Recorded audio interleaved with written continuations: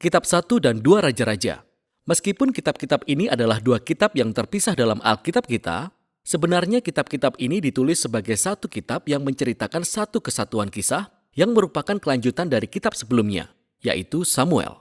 Jadi Daud telah menyatukan suku-suku Israel menjadi sebuah kerajaan, dan Allah berjanji bahwa dari keturunannya akan datang Raja Mesianik yang akan mendirikan kerajaan Allah atas bangsa-bangsa dan memenuhi janji-janjinya kepada Abraham. Kitab Raja-Raja menceritakan kisah tentang deretan panjang raja-raja yang muncul setelah Daud dan tidak satu pun dari mereka memenuhi janji itu. Sebenarnya, mereka malah menuntun bangsa Israel kepada kehancuran. Kitab ini dirancang menjadi 5 bagian utama. Awal dan akhir kisah ini berpusat di Yerusalem. Pertama-tama adalah masa pemerintahan Salomo dalam pembangunan Bait Allah. Kemudian di bagian akhir ditutup dengan kehancuran Yerusalem dan pengasingan bangsa Israel ke Babel. Dan kisah yang melatar belakangi tragedi inilah yang akan menjadi pusat dari ketiga bagian kitab ini, yang menjelaskan bagaimana Israel terpecah menjadi 2 kerajaan, bagaimana Allah mencegah kebejatan bangsa Israel dengan mengirim nabi-nabi, dan bagaimana pengasingan menjadi hal yang tak terhindarkan sebagai konsekuensi dari dosa bangsa Israel. Kitab ini diawali dengan 2 pasal tentang penyerahan tahta kerajaan dari Daud yang sudah tua kepada anaknya yang bernama Salomo, dan pesan terakhir Daud kepada Salomo.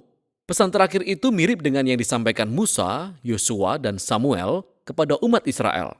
Pesan itu berisi panggilan untuk setia kepada perintah perjanjian dan untuk setia kepada Allah Israel saja. Namun kata-kata Daud menjadi kosong dan kurang bermakna di sini. Karena Daud dan Salomo kemudian membuat persekongkolan untuk mengokohkan kerajaan baru ini melalui serangkaian pembunuhan politik. Jadi, ini bukan awal yang bagus. Masa gemilang Salomo datang ketika dia meminta hikmat kepada Allah untuk memimpin bangsa Israel. Dan ia bahkan mewujudkan mimpi Daud untuk membangun bait suci bagi Allah Israel. Di sini kisahnya berhenti dan diikuti penjelasan mendetail tentang rancangan bait suci, persis seperti mendetailnya penjelasan tentang rancangan kemah suci di kitab Taurat. Ada berbagai emas, permata, penggambaran malaikat, dan pohon buah-buahan. Itu semua merupakan simbolisme Taman Eden. Inilah tempat di mana surga dan bumi bertemu, di mana hadirat Allah tinggal dengan umatnya. Namun tidak lama setelah Salomo menyelesaikan pembangunan bait suci, dia membuat keputusan yang sangat buruk yang menyebabkan kerajaan ini hancur. Salomo menikah dengan perempuan-perempuan asing ratusan orang jumlahnya untuk aliansi politik. Lalu dia membawa dewa-dewa mereka dan memperkenalkan penyembahan terhadap dewa-dewa itu kepada bangsa Israel. Salomo kemudian mengumpulkan sejumlah besar kekayaan. Dia membangun militer yang sangat kuat. Dia bahkan mengerahkan pekerja rodi untuk semua proyek pembangunannya. Nah, jika kita kembali pada kitab Taurat dan melihat ketentuan Allah bagi raja-raja Israel di dalam Ulangan 17, Salomo melanggar semua ketentuan itu. Jadi pada saat dia meninggal, Salomo lebih menyerupai Fir'aun, raja Mesir, daripada menyerupai ayahnya, Daud. Bagian selanjutnya dari kitab ini diawali dengan anak Salomo, yaitu Rehabeam, yang bertindak seperti ayahnya. Ini adalah kisah menyedihkan tentang ketamakan dan rasa haus kekuasaan. Rehabeam mencoba menaikkan pajak para pekerja rodi dan di bawah pimpinan Yerobeam, suku-suku di utara menolaknya. Mereka memberontak dan memisahkan diri dan membentuk kerajaan saingan mereka sendiri. Dan di kisah ini kita menemukan kerajaan di bagian selatan yaitu Yehuda, yang berpusat di Yerusalem dengan raja-rajanya berasal dari keturunan Daud. Dan sekarang kerajaan baru di utara yang bernama Israel, yang nantinya akan berpusat di Samaria. Yerobeam kemudian membangun 2 kuil untuk menyaingi kuil Salomo di sebelah selatan. Dia menaruh anak lembu emas di masing-masing tempat yang mewakili Allah Israel. Kaitannya dengan Keluaran 32 dan anak lembu emas sangatlah nyata. Dari sini, ceritanya bolak-balik dari utara ke selatan menelusuri nasib kedua kerajaan. Masing-masing kerajaan memiliki sekitar 20 raja berturut-turut. Dan saat penulis memperkenalkan masing-masing raja, dia mengevaluasi pemerintahan mereka dengan beberapa kriteria. Apakah mereka menyembah Allah Israel saja? Atau apakah mereka menyembah Allah lain? Apakah mereka menentang penyembahan berhala di antara umat Israel?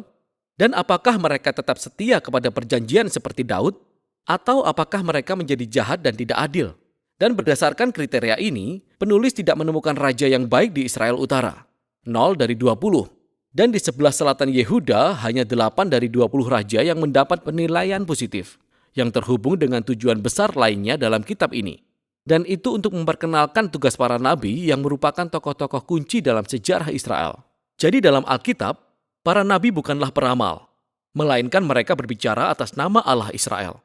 dan mereka menjalankan tugas sebagai pengawas perjanjian, yang artinya mereka menentang penyembahan berhala dan ketidakadilan di antara raja-raja dan umat Israel. Mereka terus-menerus mengingatkan bangsa Israel akan panggilannya untuk menjadi cahaya bagi bangsa-bangsa, bahwa mereka harus menaati perintah Taurat. Sehingga para nabi ini menantang Israel untuk bertobat dan mengikuti Allah mereka. Di bagian tengah 1 dan 2 raja-raja, Tuhan kemudian membangkitkan para nabi untuk meminta pertanggungjawaban mereka. Nabi yang paling menonjol di utara adalah Elia dan muridnya Elisa. Di sini, di bagian tengah kitab ini. Elia adalah seorang nabi liar yang tinggal di padang gurun, dan musuh bebuyutannya adalah raja utara yang bernama Ahab, dan istrinya yang adalah orang Kanaan yang bernama Isabel. Ahab dan istrinya mempelopori penyembahan kepada dewa-dewa orang Kanaan yang bernama Baal di seluruh Israel. Dan dalam kisah yang terkenal, Elia menantang 450 nabi Baal dalam sebuah kontes untuk membuktikan Allah siapa yang hidup. Jadi kedua pihak membangun mezbah dan berdoa kepada Allah mereka masing-masing. Tapi hanya Allah Israel yang menjawab dengan api.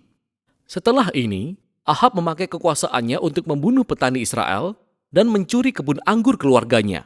Dan sekali lagi Elia menentang ketidakadilan Ahab, dan dia memberitakan kehancuran keluarga Ahab. Elia akhirnya memberikan jubah kenabiannya kepada seorang murid muda yang bernama Elisa, yang meminta 2 bagian kuasa Elia.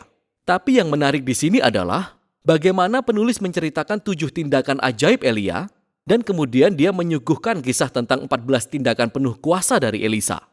Kedua nabi itu jelas merupakan orang-orang yang luar biasa, dan mereka memainkan peran yang sama dalam menghadapi raja-raja Israel karena penyembahan berhala dan ketidakadilan.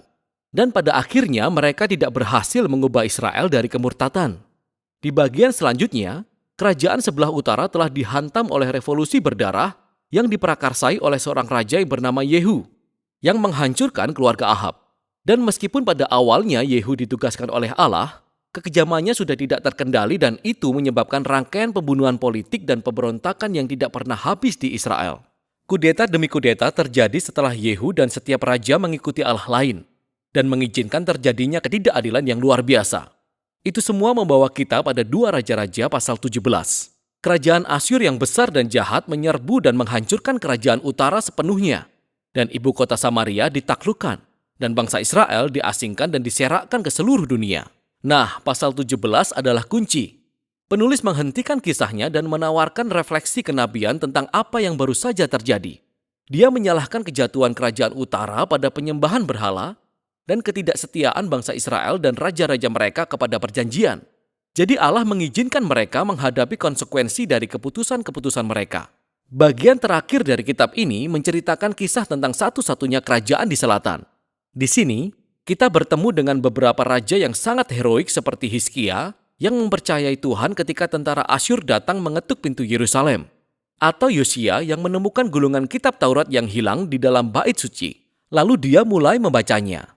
Dia menjadi insyaf dan dia mengadakan reformasi keagamaan untuk menghapuskan penyembahan berhala akibat pengaruh orang Kanaan di tanah perjanjian. Namun, Yehuda sudah melenceng terlalu jauh. Raja di antara Hizkia dan Yosia adalah Manasye. Dia adalah raja terburuk sejauh ini. Dia bukan hanya memperkenalkan penyembahan patung berhala di dalam bait Allah di Yerusalem, dia juga memprakarsai ritual pengorbanan anak. Lalu Allah mengirim nabi-nabi untuk memberitahukan bahwa waktunya telah habis. Bangsa Israel sudah terlalu bejat untuk bertobat. Pasal-pasal terakhir berkisah tentang kerajaan Babel yang datang untuk menginvasi Yerusalem, menghancurkan rumah Tuhan, dan membawa orang-orang dan semua keturunan Raja Daud ke pengasingan. Lalu kisahnya berakhir dan menimbulkan pertanyaan.